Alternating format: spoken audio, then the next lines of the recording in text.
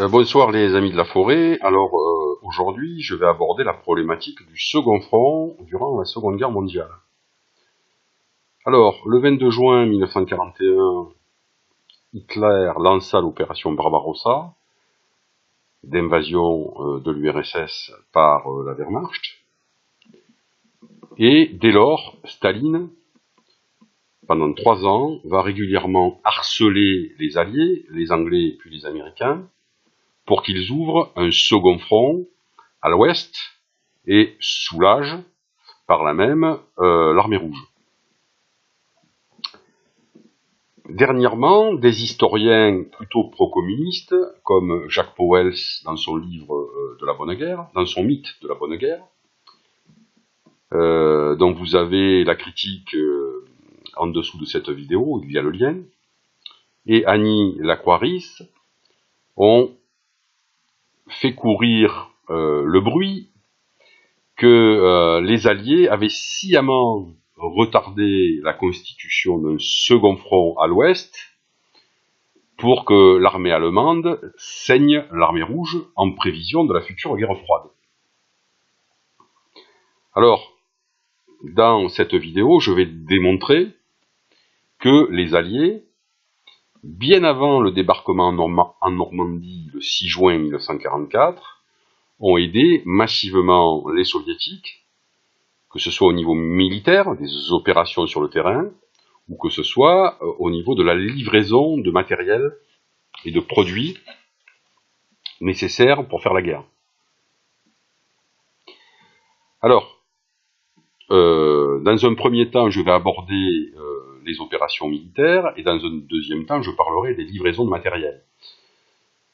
Alors, tout le monde connaît bien, évidemment, le 6 juin 1944 et le débarquement en Normandie, puisqu'il a été filmé par Steven Spielberg dans Qui veut sauver le soldat Ryan, et bien avant, il y a eu Le jour le plus long, qui a narré ce débarquement.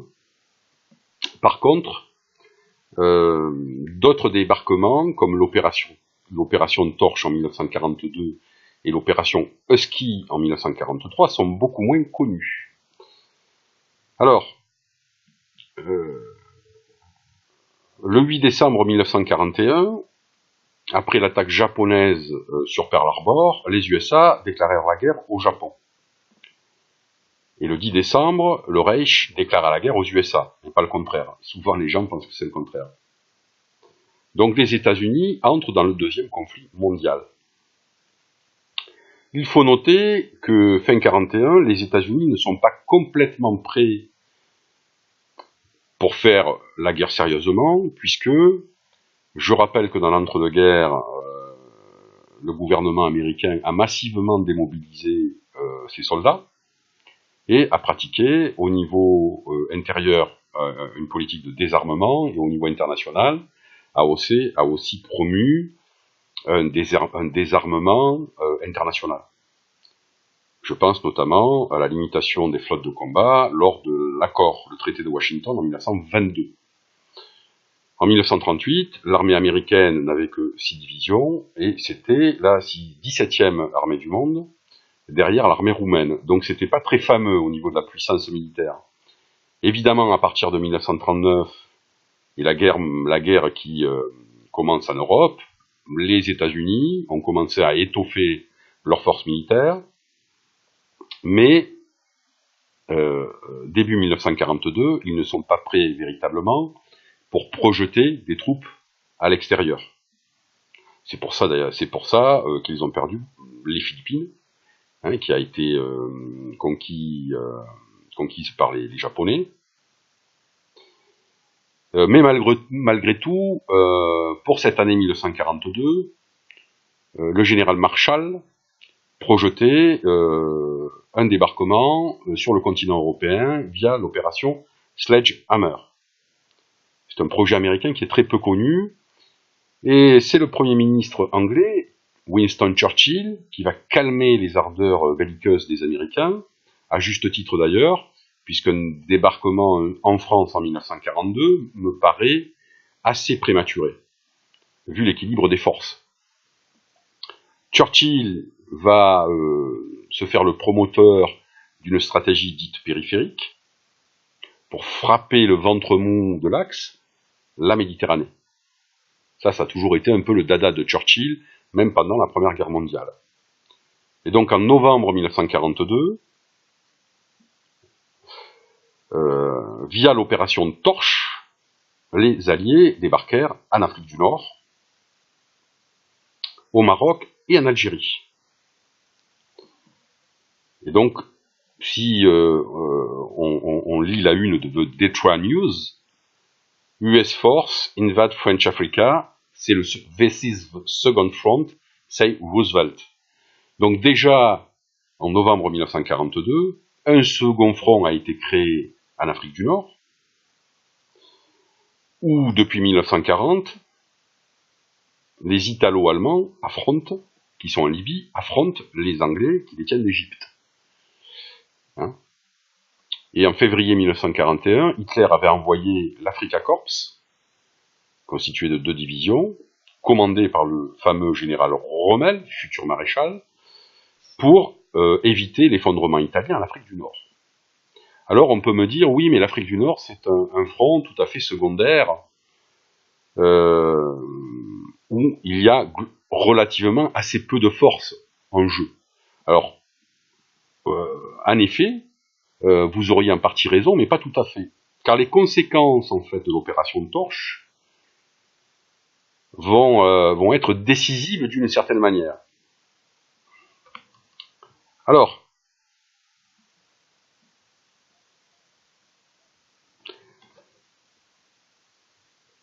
parce qu'en mai 1943, les forces de l'Axe en Tunisie capitulèrent. Et 250 000 soldats de l'Axe furent faits prisonniers, donc 90 000 Allemands.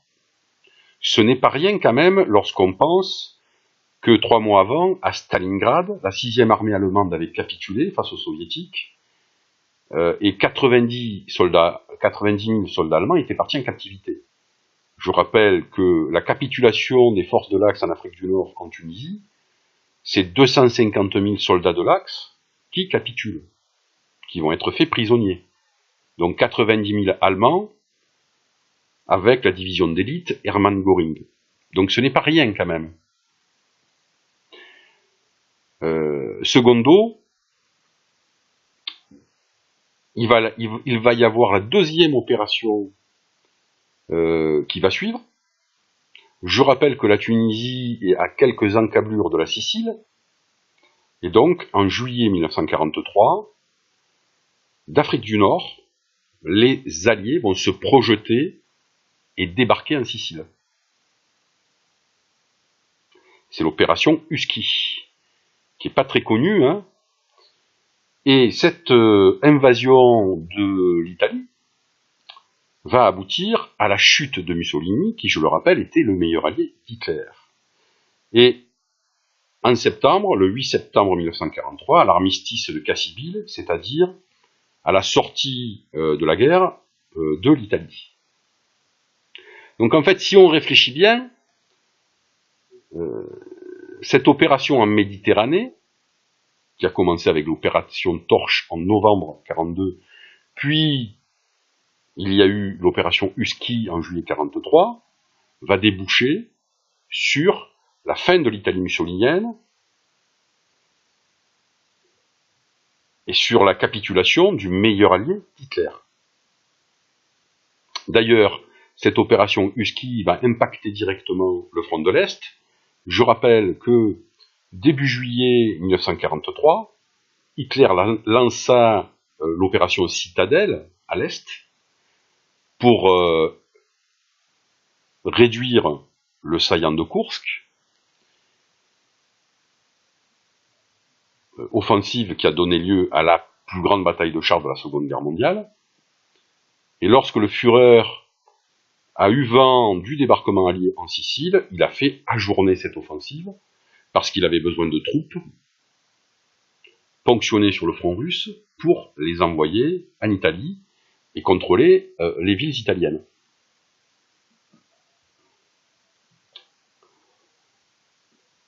Donc à partir de septembre 1943, le principal allié du Reich ne l'est plus.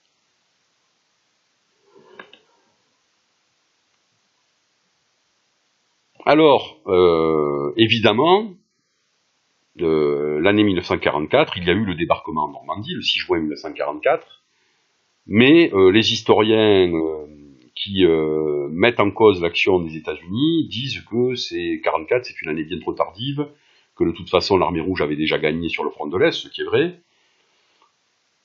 Mais souvent, ces historiens qui vous disent ça oublient l'opération Torche en 1942 et oublient l'opération Husky. Que je sache, il y avait déjà un front en Europe à partir de juillet 1943. Il ne faut pas oublier non plus ce que je vais appeler le front aérien. Si les Alliés n'ont pas débarqué en Europe en 1942, ils ont inauguré dès cette année des bombardements massifs sur le Reich. Et cette stratégie alliée, elle va drainer de plus en plus de ressources allemandes dévolues à la DCA, c'est-à-dire les canons antiaériens, et à la chasse, pour défendre les cieux du Reich contre les bombardiers alliés. De 1942 à 1944, le nombre de bombes US, le tonnage, a été multiplié par 24 000%, ce qui est énorme. En 1944, plus de 2 millions de soldats et de civils allemands étaient liés à l'arme antiaérienne.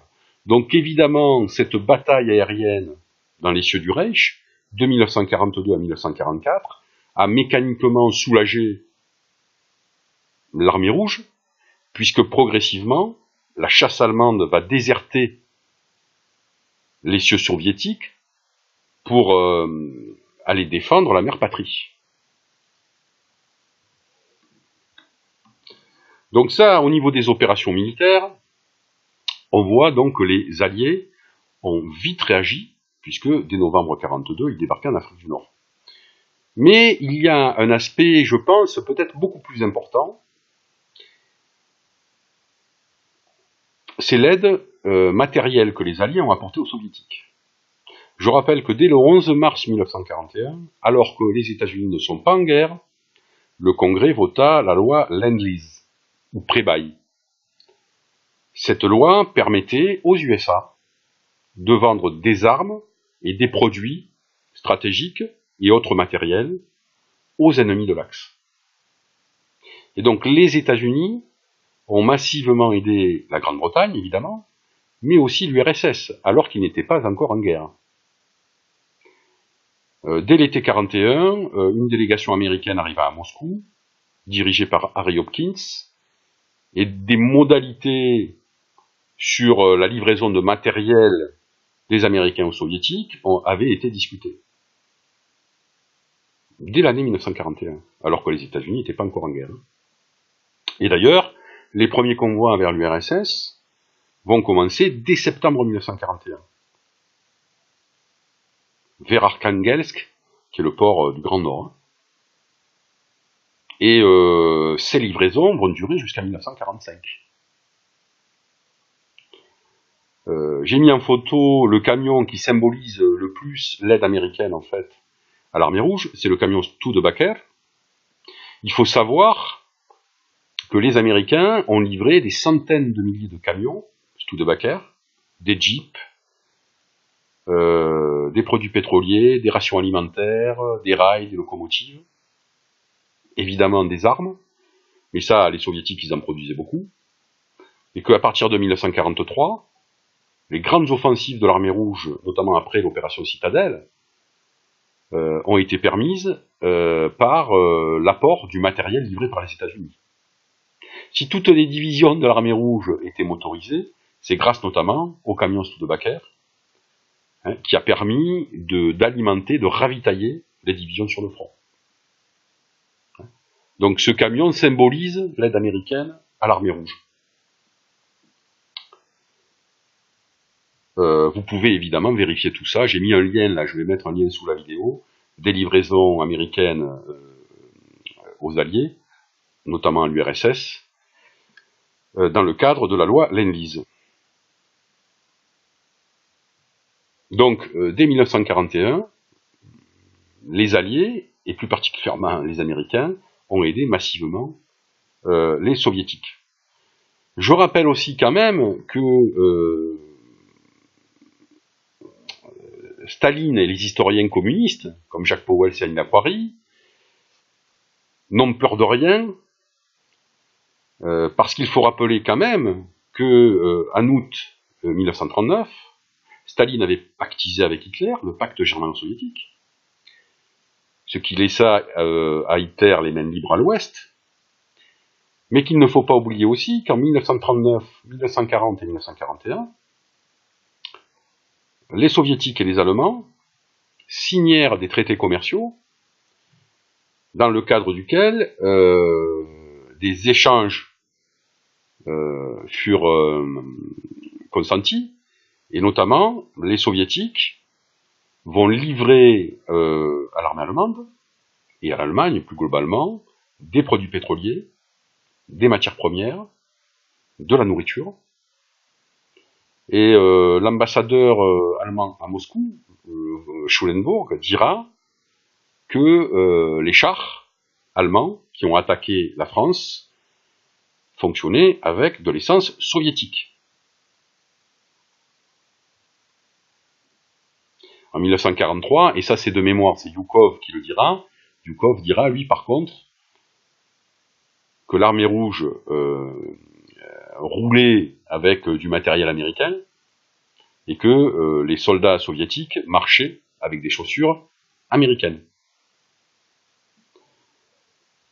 Donc il ne faut pas oublier quand même que pendant 2 ans, c'est Staline qui livra aux Allemands les moyens quasiment de faire la guerre, notamment les produits pétroliers et les matières premières stratégiques nécessaires à une guerre. Donc je pense qu'il ne faut pas renverser, si je puis dire, la situation. C'est bien Staline qui a aidé les Allemands de 1939 à 1941, et de 1941 à 1945, ce sont bien les Alliés qui ont aidé Staline et qui ont permis à l'armée rouge de résister aux Allemands, puis après de les vaincre. Donc en conclusion, les Alliés ont aidé massivement les Soviétiques, bien avant le débarquement du 6 juin 1944 en Normandie, puisque dès 1941, les premiers convois comportant du matériel militaire partaient d'Occident pour ravitailler l'URSS. Voilà, je vous remercie, à bientôt.